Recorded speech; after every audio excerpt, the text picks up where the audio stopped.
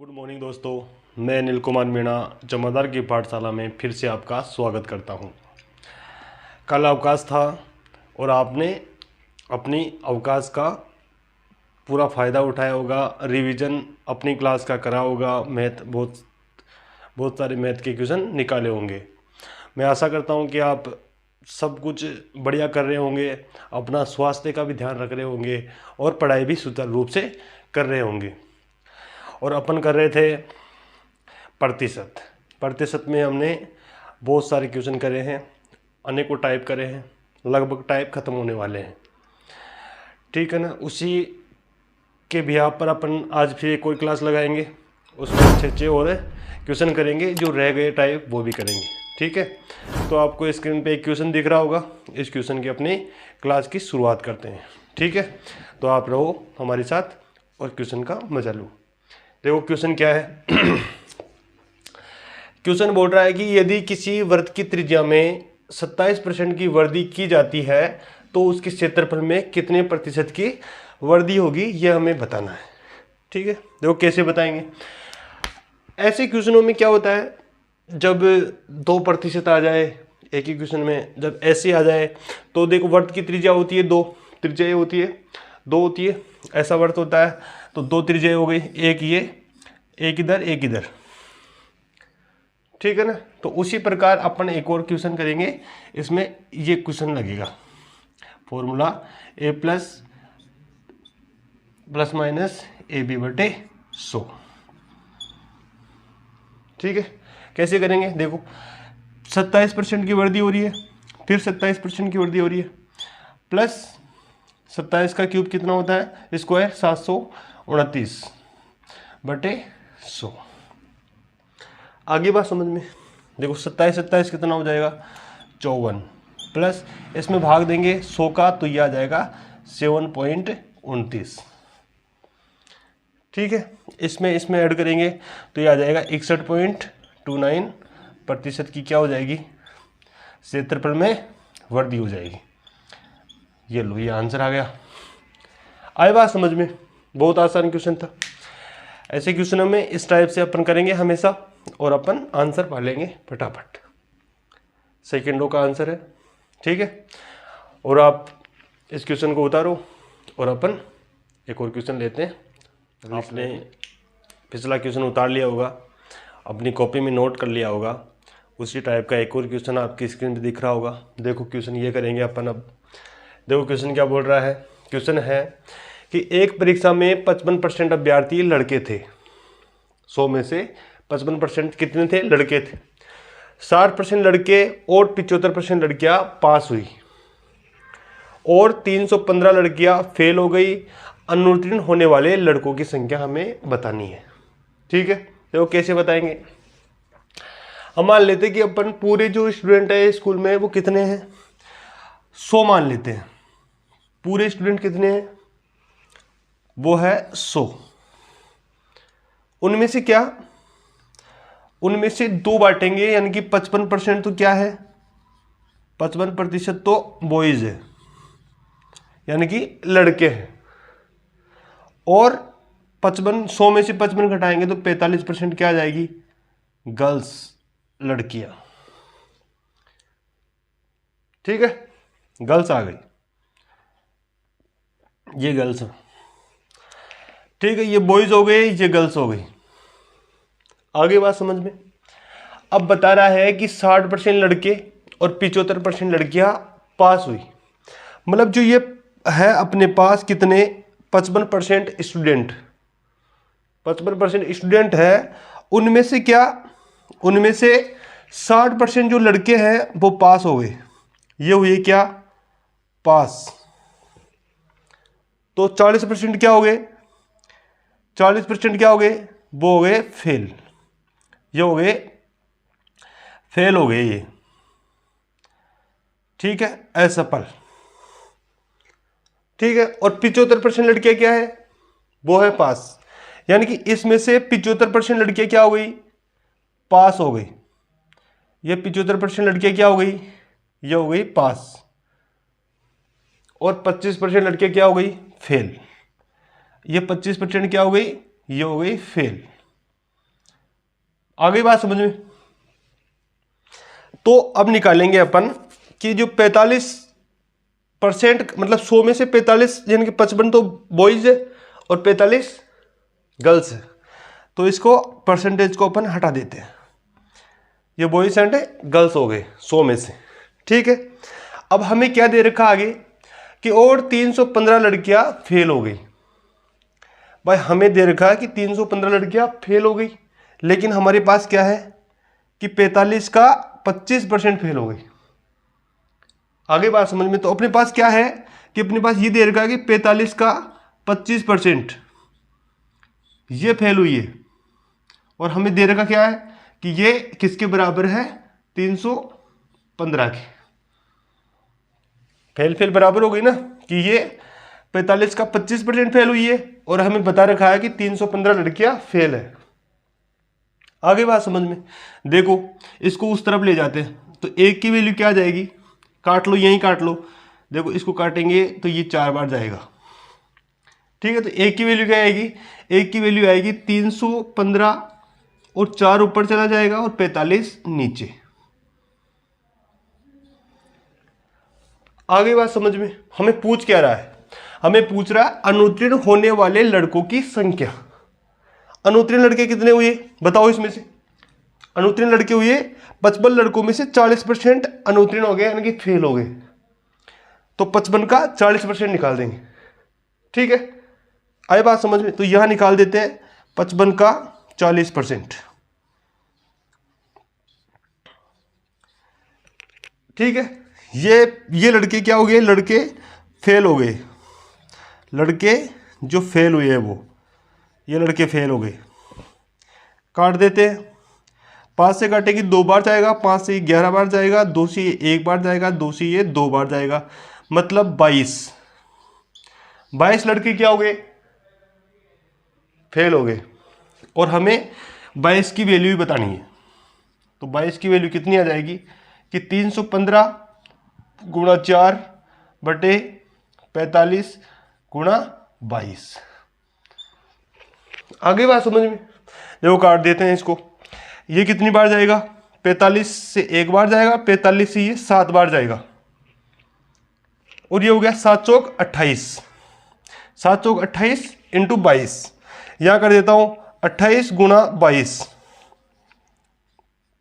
कितना आएगा। तो मैंने आपको 11 का सिखाया था गुणा करना, तो इसको इसे लिख सकता हूं ना मैं कैसे, 11 गुणा 2, 11 गुणा 2 लिख सकता हूं। देखो 28 को गुणा करेंगे तो मैंने सिखाया था ये आएगा 8, इसमें ऐड करेंगे 10, 10 की 0 और 1 इसमें ऐड कर देंगे तो 3। अब 3 को 2 से गुणा कर दो, मतलब 308 को 2 से गुणा करेंगे तो कितना आंसर आएगा, वो आंसर आ जाएगा कितना, यहाँ कर देता हूँ इधर, वो आंसर आ जाएगा कितना, वो आ जाएगा 8 दूनी 16 और 3 दूनी 6, यानी कि 616। ये अपना आंसर आ जाएगा। आगे बात समझ में। बहुत ही आसान क्वेश्चन था। देखो हमने क्या किया कि हमें ये दे रखा था कि लड़के जो परीक्षा में बैठे थे, लड़के 100% लड़के बैठे थे, उनमें से 55% लड़के क्या हो गए, मतलब उसमें 55% क्या थे लड़के थे, तो 45% क्या हुई लड़कियां, मतलब 100 में से 55 तो लड़के थे और 45 थी लड़कियां। और हमें दे रखा है कि 55 जो लड़के थे लड़कों में से 60% क्या हो गए फेल, और लड़कियों में कितना हो गया 75%, वो फेल गया, सॉरी 55 में हो गए 60% पास और लड़कियां हो गई 75, मतलब 45 में से 75% पास। तो फेल निकाल लेंगे अपन। तो फेल निकाला तो लड़के फेल हुए थे ये 22 और लड़कियों का हमने ये रेशो निकाला इधर, वो आया कितना, इसे काटेंगे तो इधर आ जाएगा कुछ भी 28 आएगा वो, ठीक है। तो 22 की वैल्यू बतानी थी तो 22 से मैं गुणा किया तो 616, यानी कि टोटल जो लड़के थे ना जो फेल हुए उनकी संख्या थी 616। आगे बात समझ में, आगे ना बात समझ में। तो बहुत आसान क्वेश्चन था, इस क्वेश्चन को आप उतारो और अपन एक और क्वेश्चन लेते हैं, ऐसा ही बढ़िया सी क्वेश्चन, ठीक है। समझ में तो आया होगा, आया होगा ना समझ में। तो आप उतारो क्वेश्चन को और अपन एक और क्वेश्चन लेते हैं दोस्तों, ठीक है। आपने पिछला क्वेश्चन उतार लिया होगा और उसको समझ लिया होगा। हम एक और क्वेश्चन लेते हैं, वो आपको स्क्रीन पे दिख रहा होगा। देखो इस क्वेश्चन को करते हैं। एक क्वेश्चन क्या कह रहा है, एक त्रिभुज के आधार में 30% की वृद्धि होती है। इसकी ऊंचाई कितने प्रतिशत तक बढ़ाई जा सकती है ताकि क्षेत्रफल में 50% की वृद्धि हो सके, ऐसा बताना है। देखो अपन इसको कैसे करेंगे, अपना बेसिक मेथड लगाते हैं इसमें। देखो अपना, देखो इसमें त्रिभुज बोल रखा है, जैसे ये त्रिभुज है, ये त्रिभुज है, ठीक है, और उसमें आधार में 30% की वृद्धि करता है। तो आधार अपन मान लेते हैं इसका 2 इकाई, और इसकी जो ऊंचाई है वो मान लेते हैं 100। जो ये ऊंचाई है ना, ऊंचाई ये मान लेते हैं 100 इकाई है, ठीक है। तो देखो इसका क्षेत्रफल कितना हो जाएगा। देखो त्रिभुज का क्षेत्रफल, त्रिभुज का क्षेत्रफल कितना हो जाएगा, वो होता है, मतलब त्रिभुज का क्षेत्रफल का सूत्र क्या होता है, 1/2 आधार इंटू ऊंचाई। होता है कि नहीं होता है, होता है। तो देखो इसमें इसका क्षेत्रफल निकालेंगे अपन। देखो क्षेत्रफल कितना आ जाएगा, 1/2 गुणा आधार कितना है 2, और ऊंचाई इसकी 100 इकाई हमने मानी है। ये मानिए क्योंकि आसान तरीके से करेंगे, इसलिए ये 2 और 100 मान लिया, और कुछ भी मान सकते हैं, कोई बड़ी चीज़ नहीं है, ठीक है। इसको करते हैं आगे, 2 से 2 चला जाएगा, तो इसका क्षेत्रफल कितना आया, इतना क्षेत्रफल आया इसका 100 इकाई। कितना आया, 100 इकाई। अब करना क्या है, करना यह है कि जो नया जो सिस्टम है उसमें अपन को आधार में क्या करनी है, आधार में करनी क्या है, आधार में 30% की क्या करनी है, वृद्धि करनी है। आधार में 30% की वृद्धि करनी है। तो देखो इसका 30% निकालेंगे, 130%, मतलब देखो 2 का ऐसे निकालते हैं 130/100, तो ये कितनी आ जाएगी, 13 दूनी 26, 2.6। 2.6 इसकी बढ़ाने के बाद आ गई आधार, बढ़ाने के बाद आधार कितना आ गया 2.6। इसकी ऊंचाई कैसे निकालेंगे, देखो इसकी ऊंचाई, हमें क्या है कि ऊंचाई का पता नहीं है कि ऊंचाई में कितनी प्रतिशत की वृद्धि करी है। हमें पूछ रहा है ये कि मतलब वृद्धि कितनी करनी है कि अपना जो क्षेत्रफल है वो 50% बढ़ जाए। आगे बात समझ में। तो देखो इसको कैसे करेंगे, अब इसको करते हैं, जो भी है इसका क्षेत्रफल, दोबारा त्रिभुज का क्षेत्रफल, त्रिभुज का क्षेत्रफल में कितनी वृद्धि हो गई, 50% की। तो 100 से कितना हो जाएगा ये 150 इकाई, 150 इकाई। आई बात समझ में। देखो बड़ा कितना, हमें इसकी ऊंचाई निकल जाएगी इसे, क्योंकि क्षेत्रफल तो दे ही रखा है ना, 50% बढ़ा दी, तो ये क्षेत्रफल आ गया, ठीक है। तो ये सूत्र लगाएंगे इसका कि त्रिभुज का क्षेत्रफल, ठीक है, 1/2, आधार कितना है 2.6, और ऊंचाई कितनी है पता नहीं है, तो अपन h मान लेते हैं। तो ऊंचाई मान लेते हैं h, ये कितना आ जाएगा 150। आएगा कि नहीं आएगा, आएगा ना। देखो इसको करते हैं, इसका कितना हो जाएगा, ये हो जाएगा 1.3, और उसमें भाग लगेंगे, मतलब 1500 में भाग लगा देंगे इसका, 1500 में भाग लगा देंगे किसका, देखो 1500 हो गया, तो 1500 में भाग लगाएंगे किसका 1.3 का, तो ये किसकी वैल्यू आ जाएगी, h की वैल्यू आ जाएगी। आएगी कि नहीं आएगी, देखो कैसे आएगी, इसमें इसको हटा देंगे, मतलब तभी 1500 बनेगा, ठीक है। तो देखो 13 का भाग लगाते, 13 एकम 13, 2 बचेगा, फिर 13 एकम 13, 7 बचेगा, 13 पंजे 65, 5 बचेगा, 13 39, 11 बचेगा, 0 लगाएंगे उसके, तो 13 × 104, मतलब ये आ गया 115.38, ठीक है। ये क्या आ गई अपनी ऊंचाई, इसकी ऊंचाई आ गई 115.38। आई बात समझ में। अब पहले कितनी थी 100 इकाई, अब कितनी हो गई 115.38, बड़ी कितनी, यही तो पता ना, ऊंचाई कितनी बढ़ानी है, ऊंचाई कितनी बढ़ानी है, ये तो बताना है। देखो यहाँ निकाल देते हैं, यहाँ निकालेंगे, यहाँ कर देता हूँ कि 115.38 हो गई, ठीक है। इसमें से 100 माइनस कर देंगे, तो कितनी बढ़ी वो बड़ी कितनी, उसकी ऊंचाई निकाल देंगे। ये ऊंचाई है, देखो यहाँ कर देता हूँ। इसकी ये क्या है, ऊंचाई है, कितनी बड़ी है, वो बड़ी है 15.38। कितने पे, 100 पे, गुणा 100, प्रतिशत के लिए 100। तो कितनी प्रतिशत बढ़ी, ये बढ़ी 15.38%। इतनी प्रतिशत की ऊंचाई में हमें वृद्धि करेंगे तब अपना क्षेत्रफल में 50% की वृद्धि हो जाएगी। ठीक, देखो ये था अपना बेसिक मेथड।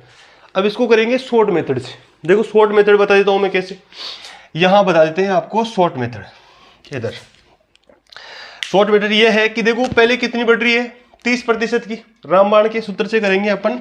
अपना फॉर्मूला ये था a plus minus b plus minus a b बटे 100, ये सूत्र था। देखो कितनी बढ़ी, 30 बढ़ी, ठीक है 30 बढ़ा देते हैं। प्लस ऊंचाई भी बढ़ रही है तो प्लस लगा दिया। ऊंचाई कितनी बढ़ रही है पता नहीं है तो h मान लेते हैं, ठीक है। प्लस प्लस दोनों को गुणा करेंगे 30h बटे 100। और क्षेत्रफल में कितनी वृद्धि हो रही है, 50 की, तो 50%, यहाँ 50%। आगे बात समझ में।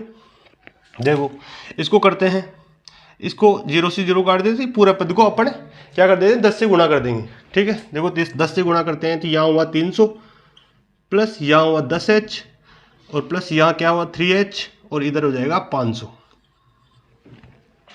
आगे बात समझ में। देखो इनका टोटल कितना हुआ 13h। ये 300 उधर जाके क्या होगा, घट जाएगा, तो घटेगा तो क्या बचेगा 200। तो h में भाग लगाएंगे, h का भाग लगाएंगे, मतलब 13 का भाग लगाएंगे इसमें 200 में। देखो कितना आएगा, देखो लगाते हैं 13 एकम 13, कितना बचेगा 7, 13 पंजे 65, कितना बचेगा 5, और 13 39, 13 39 बचेगा कितना 11, और 13 अट्ठे 104। तो ये इसमें प्रतिशत वृद्धि कितनी हो गई, ये प्रतिशत वृद्धि हो गई कितनी 15.38, यह आंसर हो जाएगा। ये बिल्कुल छोटा रूप है, ये अपना बेसिक था, बेसिक से समझने के लिए था, और उससे अपन आसान तरीके से ऐसे क्वेश्चनों को करेंगे। क्योंकि मैंने पहले ही बताया था भाई क्वेश्चन में ऐसी चीज़ आ जाए कि 2% दे और तीसरी पूछे, तो अपन इसका फॉर्मूले का इस्तेमाल करके उसका आंसर देंगे। आगे बात समझ में, बहुत आसान था, कुछ भी नहीं था इस क्वेश्चन में। बस ये तो आपको बड़ा लग रहा होगा क्योंकि ये बेसिक मेथड है, बेसिक मेथड से ऐसे ही करते हैं। बाकी ये आपके लिए शॉर्ट तरीका, ठीक है। बात समझ में आ गई होगी, समझ में आ गई तो आप इस चीज़ को उतारो और अपन एक और क्वेश्चन लेते हैं। तो आपने पिछला क्वेश्चन उतार लिया होगा और समझ लिया होगा, अपन लेते हैं एक और क्वेश्चन। आपके स्क्रीन पे क्वेश्चन दिख रहा होगा, देखो क्वेश्चन क्या है। क्वेश्चन बोल रहा है कि एक कर्मचारी को उसके वेतन में लगातार 2 वेतन की वृद्धि मिलती है, जिसके परिणाम स्वरूप उसका वेतन प्रारंभिक वेतन का 2.5 गुना हो जाता है। उसकी पहली प्रतिशत वृद्धि क्या थी यदि दूसरी प्रतिशत वृद्धि पहले की तुलना में 4 गुना अधिक थी। ये तो हमें ये जो पहली प्रतिशत वृद्धि थी ना वो बतानी है, वो क्या है, ठीक है। देखो अपन क्या करेंगे, क्वेश्चन को करते हैं। उसकी प्रारंभिक अपन वेतन मान लेते हैं, उसका प्रारंभिक वेतन कितना था। देखो पहले वेतन यहाँ मानते हैं, पहले वेतन कितना था, वो था 100 रुपये।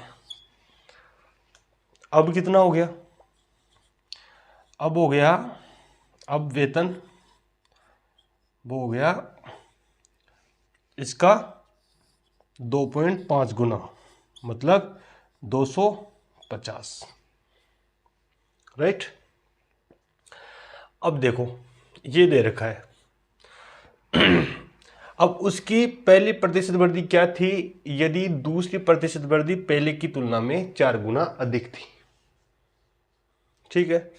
तो देखो पहली प्रतिशत वृद्धि कितनी मानेंगे, इधर करते हैं पहले प्रतिशत वृद्धि, प्रतिशत वृद्धि वो थी x प्रतिशत। तो दूसरी कितनी हो जाएगी, दूसरी हो जाएगी, दूसरी प्रतिशत वृद्धि कितनी हो जाएगी, उसकी 4 गुना थी, मतलब 4x। अब देखो इन दोनों का अंतर कितना आया, इन दोनों का अंतर आ गया 150। ठीक है, 150 इन दोनों का क्या है, अंतर। अब ऐसी 2% वर्दी आ जाती है तो अपन क्या करते हैं, एक फॉर्मूला लगाते हैं, वो ये है फॉर्मूला, देखो यहाँ लिख देता हूँ मैं, a plus minus b plus minus a b बटे 100।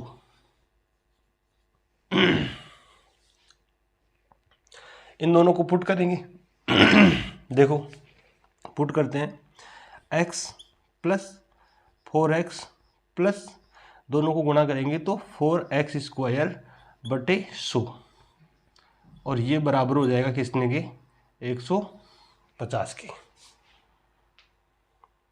आगे बात समझ में, ये बराबर हो जाएगा 150 के। इसको पूरे पद को 100 से हम गुणा कर देते हैं। देखो 100 से गुणा करेंगे तो क्या आएगा, 100x plus 400x plus 4x square बटे 15,000।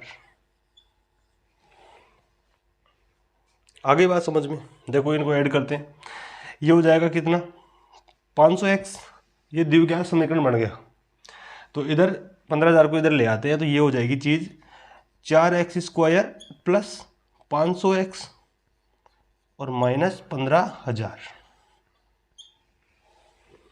आगे बात समझ में, यानी कि इसको 2 टुकड़ों में बांटना है, जिसका जोड़ या बाकी तो यह आ जाए 500 और गुणा करने पर आ जाए कितना, 15 चौक 60,000। ठीक है, तो इसको तोड़ेंगे अपन तो 600 और 100 में टूट जाएगा। तो आगे करते हैं इसको, यह आ जाएगा 4x स्क्वायर प्लस यहाँ पे 600x माइनस 100x माइनस 15,000। आगे बात समझ में, इसको आगे करते हैं, इधर कर देते हैं, देखो इधर करते हैं। तो देखो इन दोनों में से कॉमन क्या आ सकता है, 4x कॉमन आएगा तो यहाँ क्या बचेगा, x प्लस x से x कैंसिल हो जाएगा और 600 में 4 का भाग लगाएंगे तो 4 एकम 4, 4 पंजे 20, 150। अब इन दोनों में से क्या कॉमन आ सकता है, देखो माइनस तो आएगा ही, कॉमन आ सकता है 100। 100 में 100 का भाग लगाएंगे तो यहाँ पे x बचेगा और प्लस माइनस माइनस प्लस हो जाएगा, और 15,000 में 100 का भाग देंगे तो 150। ठीक है, तो देखो एक वैल्यू तो क्या है अपने पास, x प्लस 150। ठीक है, और दूसरी वैल्यू क्या आई अपने पास, दूसरी वैल्यू आई 4x माइनस 100। ठीक है, तो इसकी वैल्यू क्या हो जाएगी, x की, ये इधर जाएगा 150, तो ये हो जाएगा कितने का, यानी कि x की वैल्यू हो जाएगी यहाँ पे, वो हो जाएगी माइनस का 150। और इधर करेंगे तो ये हो जाएगी कितनी, ये हो जाएगी 4x की वैल्यू हो जाएगी कितनी, ये प्लस का 100, तो x की वैल्यू क्या आ जाएगी, वो आ जाएगी भाई, एक चीज़ तो ये आ गई, दूसरी चीज़ यहाँ से आ जाएगी कितनी, 25%, ये दूसरी चीज़ आ गई। तो हमेशा ये चीज़ नेगेटिव में नहीं हो सकती, तो ये तो आंसर गलत हो जाएगा, हमेशा पॉजिटिव में होती है, तो यह आंसर हो जाएगा।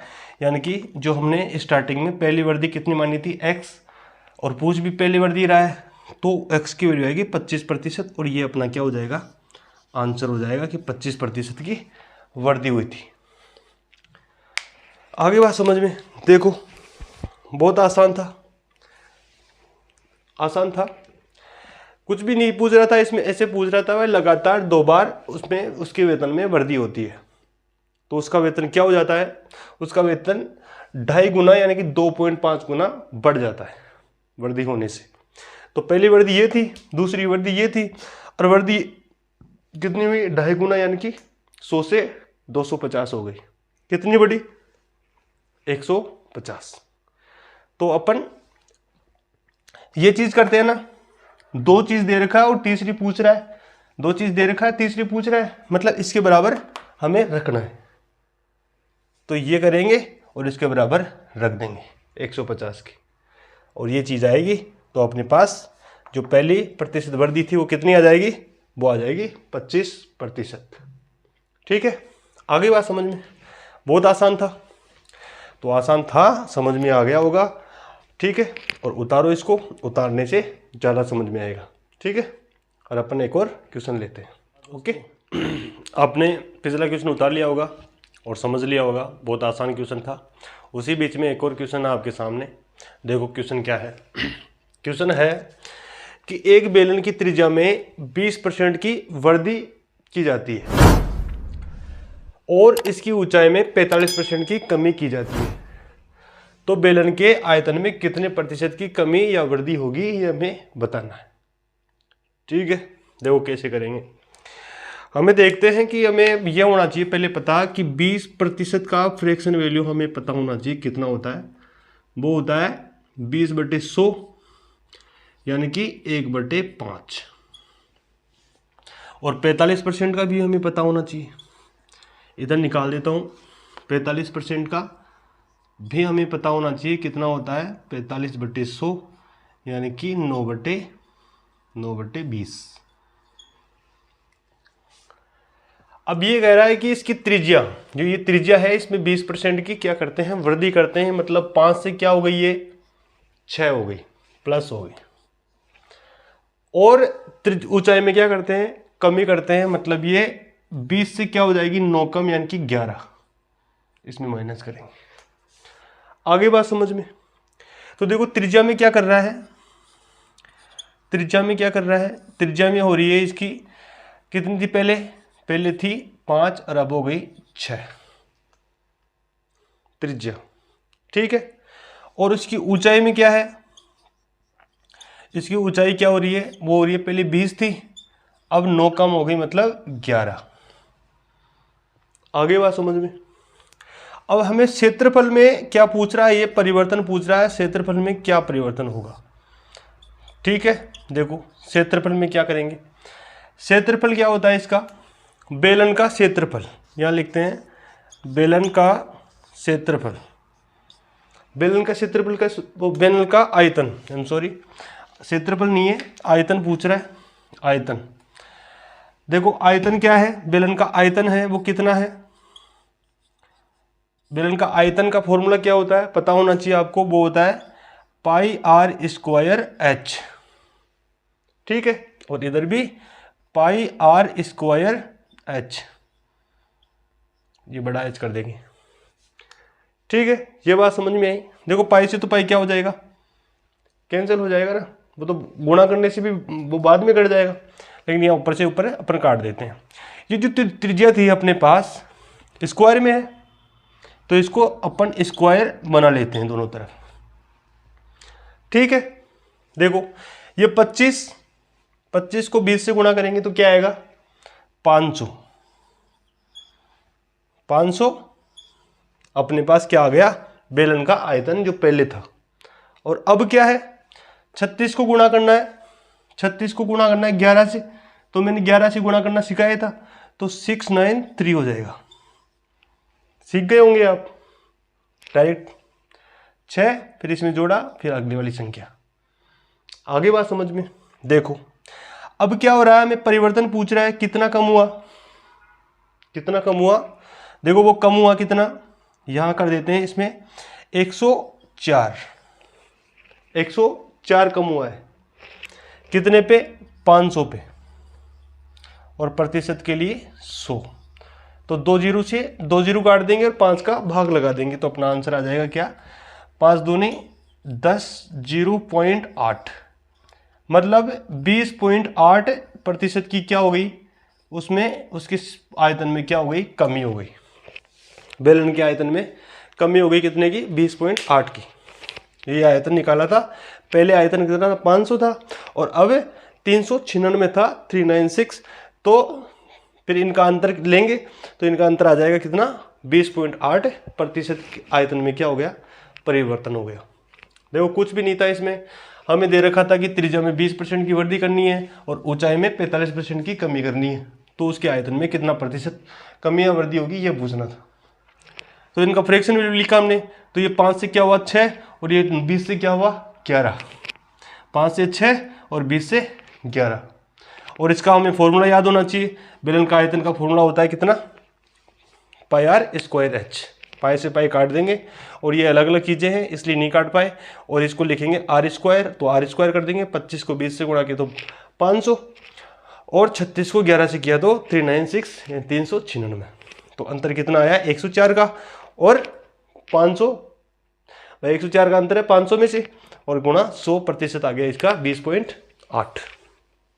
आ गई बात समझ में। बहुत आसान क्वेश्चन था, ऐसे क्वेश्चन एग्जाम में बहुत बार पूछते हैं, समझे। तो आप इस क्वेश्चन को उतार लो, और अपन जो भी क्वेश्चन लेंगे वो लेंगे अगली क्लास में। इस क्लास का यही विराम करते हैं। और आपको लगा होगा कि हमने बहुत कोशिश करी है और प्रतिशत हमने बहुत अच्छी तरीके से करवाई है। अभी एक आध क्लास और होगी, उसके बाद में ये एक चैप्टर ख़त्म हो जाएगा। तो आपको लगता है कि हमने प्रतिशत का चैप्टर अच्छे से करवाया है, और आपको लगता है कि मैं पढ़ा सकता हूँ और आपको समझ में आ रहा होगा सारा जो मेरा पढ़ाया हुआ है। तो आप बस चैनल को लाइक, शेयर और सब्सक्राइब कीजिए, जिससे हमारा भी हौसला बढ़े। ठीक है, आपको वीडियो पसंद आता है तो लाइक कीजिए, और चैनल को सब्सक्राइब कीजिए, और बेल आइकन पे क्लिक कीजिए, जिससे आपके पास नोटिफिकेशन पहुंच सके। ठीक है, तो आप हमेशा हमारे साथ जुड़े रहिए, और खूब मेहनत करो, दम लगा के खूब मेहनत करो, जिससे आपको सफलता जल्दी मिल जाए। ठीक है, संघर्ष करोगे तो सफलता हमें बहुत जल्दी मिलेगी, ये बात। तो इस क्लास का यही विराम करते हैं अपन, और जो क्लास लेंगे वो लेंगे कल। ठीक है, तो आप बस लगे रहो, लगातार लगे रहो, तो सफलता मिलेगी आपको। टेंशन लेने की ज़रूरत नहीं है। ठीक है, तो अपने घर वालों की, माँ बाप की सेवा करो और उनका सम्मान करो। और अपन कल लेते हैं क्लास, अच्छे वाले क्वेश्चन लेंगे आपके लिए। ठीक है, तो बेस्ट ऑफ लक। ठीक है, जय हिंद, जय भारत।